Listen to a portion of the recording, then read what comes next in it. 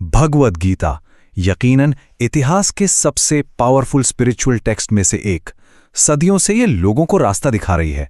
पर एक मिनट, क्या इसका असली मतलब वही है जो हम अब तक समझते आए हैं? आइए आज इसी गुप्त कोड को क्रैक करने की कोशिश करते हैं। और यहीं से देखिए असली पहेली शुरू होती है। सोचिए जरा, एक ही किताब और उसके इतने सारे अलग अलग, बल्कि कभी कभी तो एक दूसरे से एकदम उल्टे मतलब। ऐसा कैसे हो सकता है? ये वो सवाल है जो गीता पढ़ने वालों को अक्सर परेशान कर देता है। असल में हुआ यह है कि गीता पर पुराने जमाने से लेकर आज तक इतनी ज्यादा टीकाएं, इतनी सारी कमेंट्रीज लिख दी गई हैं कि उसके असली मैसेज को लेकर एक तरह का कंफ्यूजन, एक भ्रम सा फैल गया है। हजारों, जी हां, लिटरली हजारों, और हर कोई दावा करता है कि बस वही सही है, उसी की बात में दम है। अब इतनी सारी आवाजों के शोर में सच आखिर मिलेगा कहां?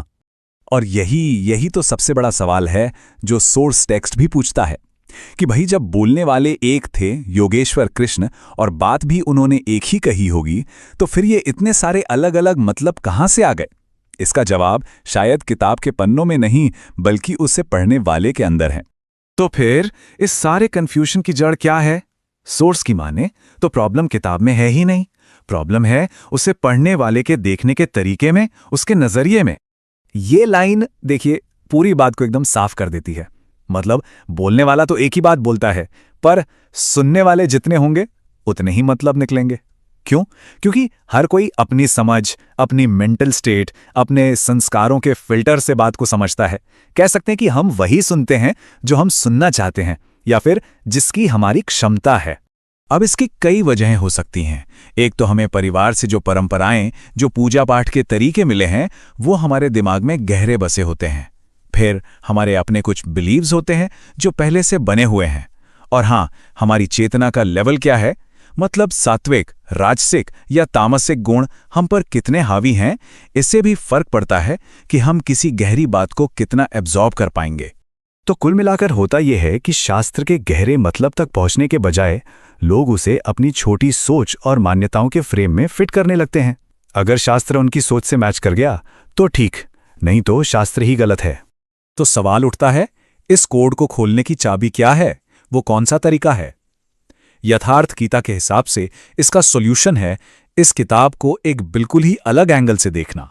सोर्स ये कहता है कि गीता का असली मतलब, उसका असली एसेंस सिर्फ वही बता सकता है जो खुद उस स्पिरिचुअल जर्नी से गुजरकर उसी स्टेट पर पहुंच गया हो जहां कृष्ण थे, मतलब एक सद्गुरु।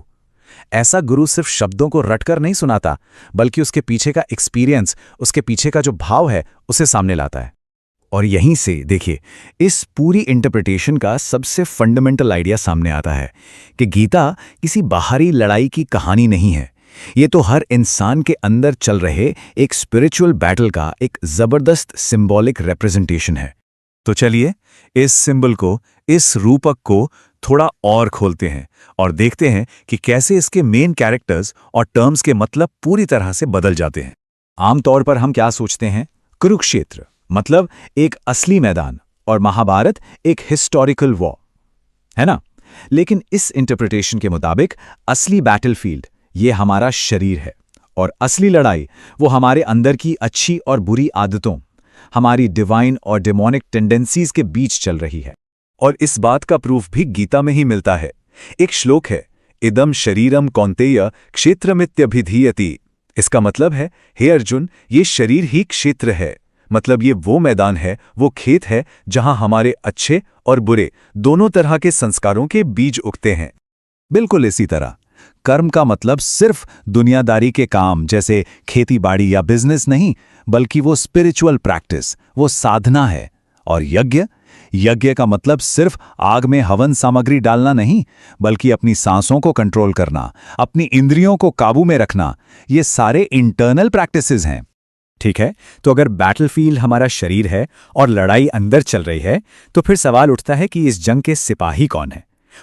यहाँ गीता के सारे कैरेक्टर्स हमारे ही मन की अलग अलग ताकतों के सिंबल बन जाते हैं। इस नजरिए से देखें तो पांडव कौन है? वो हैं हमारे अंदर की अच्छी क्वालिटीज, हमारी दैवी संपदा जैसे धर्म, भक्ति, विवेक। और कौरव वो हैं हमारी बुरी आदतें, हमारी आसुरी संपदा, अज्ञान, मोह, अहंकार। अर्जुन कौन है? अर्जुन है वो साधक, वो सीकर, जिसके मन में ईश्वर के लिए अनुराग है। और कृष्ण है वो सद्गुरु, वो गाइडिंग लाइट, जो इस अंदर की लड़ाई में रास्ता दिखाते हैं।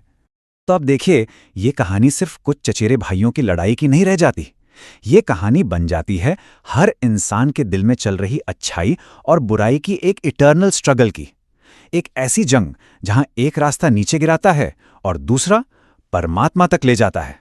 इस इंटरप्रिटेशन के हिसाब से गीता का हर एक श्लोक सिर्फ दुनिया में कैसे जीना है ये बताने के लिए नहीं है, बल्कि ये हर इंसान के लिए एक प्रैक्टिकल ट्रेनिंग मैनुअल है।